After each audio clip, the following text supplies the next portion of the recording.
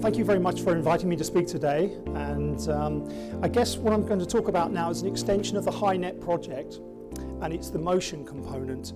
So it's a report that's just been launched today. So at the end of the presentation there's a web link to a page which will provide all the details, and I'll certainly ask you to go there for the technical detail and for all the graphics and all the materials. So hopefully I can just cover off some of the top areas today, and we can just sort of pick out those key points. I'd also like to thank Progressive Energy, who supported us in developing the project, and also Element Energy as well. So and people in the room today. We consulted quite extensively, and we had some really helpful input from those in the region. So I think Ed explained the HyNet project, and that's very much around the centralized and integrated CCS and hydrogen position production, and also alluded to the importance of the network itself. And this graphic highlights the location and the importance of expanding that through the region. I guess what it does, it produces low cost, low carbon hydrogen, and predominantly for heat and the industry, as we've heard, and power. But when I looked at it, well, the thing that struck me was we had trains, but and a few other bits around transport, but it was how do we utilize that network for transport? So that was the genesis of the project Hymotion. So essentially what we've done is stripped back and really just focused on the infrastructure piece. So we have the dedicated high pressure pipeline, and what we're looking to do is how can we leverage that beyond what we're already doing? How can we use that to support specifically transport? As I mentioned, what that provides is low cost, low carbon. The challenges are around connectivity. How do we use that? The other perspective is the requirements, user requirements. Hydrogen purity is a topic that often comes up, and I'm leading a piece of work with the National Physics Laboratories to address that particular point. But interestingly as well, we've heard today it's not just about carbon, it's about air quality. So thinking about how we utilize this network, it's not only about GHG emissions, it's also about the air quality challenge.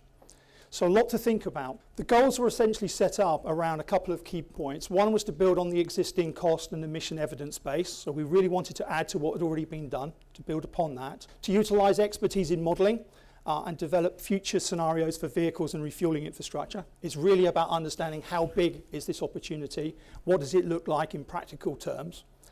Also to highlight the market opportunities and to develop a roadmap. When we met with Steve Rotherham, he was particularly keen to understand how long does this take, where is it going to materialize, how are we going to utilize the technologies. And then ultimately to convert that into identifying and supporting early development and deployment opportunities. So it's really about the doing components as well. And that manifests itself in a number of outcomes, how we can then take that forward to influence government around policy support. And I'm a real believer in doing and creating the evidence by practical demonstration. And that evidence is then used to support key decision making. The transport component also looking to secure local political support for the wider HyNet project. I think what we thought at the time was this might be an opportunity for us to do a piece of work around Hymotion that feeds into HyNet, and we can get an early win ahead of development of the wider infrastructure. And also demonstrate solutions to enable network delivered hydrogen. We've seen a lot of examples talking about tube trailers and different delivery systems. And as Ed said this morning, we're all about networks. So really my focus was on how can we utilize that network to support that vision. I'll jump straight into the key findings from the report. And the first was the hydrogen supplied by the network itself delivers mobility grade hydrogen. We estimate 40 to 70% lower cost than electrolysis. That was a key aspect and an important one when we're looking at developing a position around total cost of ownership. So the fuel costs are really important. The second bullet there refers to the comparison between hydrogen delivery through a network and through tube trailers, and it's considerably cheaper. And I think what we recognize is that it's about scale. Today, the options are tube trailers, and that makes absolute sense. But in the future, building out at the scale that we anticipate, we believe there are large economies around utilizing networks. And I think we also recognize both electric vehicles and fuel cells can coexist, that there are a need for both, and to achieve the targets, we're probably going to need to use both those technologies. So it's not one or the other, it's actually both. Both having specific strengths and advantages in key areas. And I'll come on to that a little bit later. Other aspects of the report, the hydrogen, cars, buses, trains, ships, we've heard quite a lot about that today. Examples in the car park outside, we feel are ready for deployment. It's great to see that, that technology available. One thing our report and study identified was the challenges associated specifically with HGV vehicles. And in my role in Cadent, I also look at the deployment of renewable gas for high freight and HGV trucks. And that was something that is lagging behind the drive for hydrogen deployment in transport. And that's a key takeaway for where we might want to focus in the future. We see the cost of fuel cell vehicles being similar to electric vehicles when the volumes increase, when production volumes for hydrogen fuel cells reach parity with electric vehicles and their counterparts, which is good news. Under the medium scenario, so the modelling work that we conducted, we identified that fuel cells could potentially reduce mobility-related CO2 emissions by around about 350 kilotons. And that's around about 30% of the overall HyNet project. So if we put the transport component in context with HyNet, this is a really useful activity to put on, to bolt on to what we're already proposing. It adds considerable value. And then with the HyNet delivery options, using a network, we see ease of application, environmental impact and costs being reduced. On those costs, this is an example of a comparison between tube trailer and network, and the key message here is if you look at the 500 kilograms a day example, that's about 40 to 50 buses. We see an advantage of using the network, but as we increase the capacity, we see a further reduction, showing that scale is really important in terms of driving down costs, and specifically hydrogen distribution costs. If we apply that to hydrogen production and distribution costs, so this is what you typically might see at the pump. Today's pump prices for hydrogen probably 10 to 15 pounds per kilo.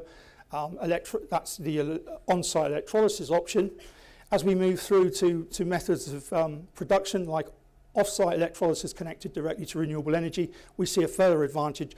But when we move to a HyNet example, we see the most competitive option for delivering hydrogen at bulk capacity, and that is less than 5, which is an indication of where probably we see diesel today.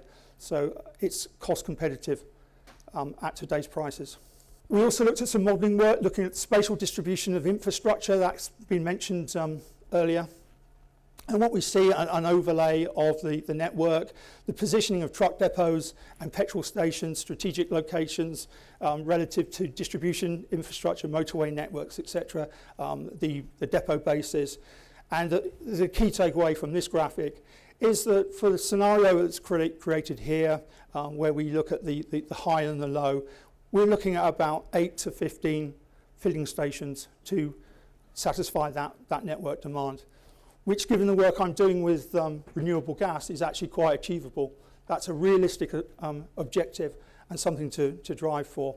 And finally, just to really contextualize this, to put it into a roadmap, and I think the key message here is if we look at the bottom two lines, we see the HyNet options, the opportunity that we can create by providing the infrastructure, likely to be available 2025, 26. But when we look above, when we look at the transport of vehicles, cars, HGVs, trains, etc., some of those are being made available now. And we also have the refueling infrastructure. What's important is we act today to deliver these so that we can realise the opportunity that we create through the network. So that's really, really key. And an area I'm particularly interested in looking at is the HGV component, because that's probably lagging a little bit behind some of the others. As I said, the full report's available at the web link provided, and hopefully that will provide you with a good read and answer some of the questions. Many thanks.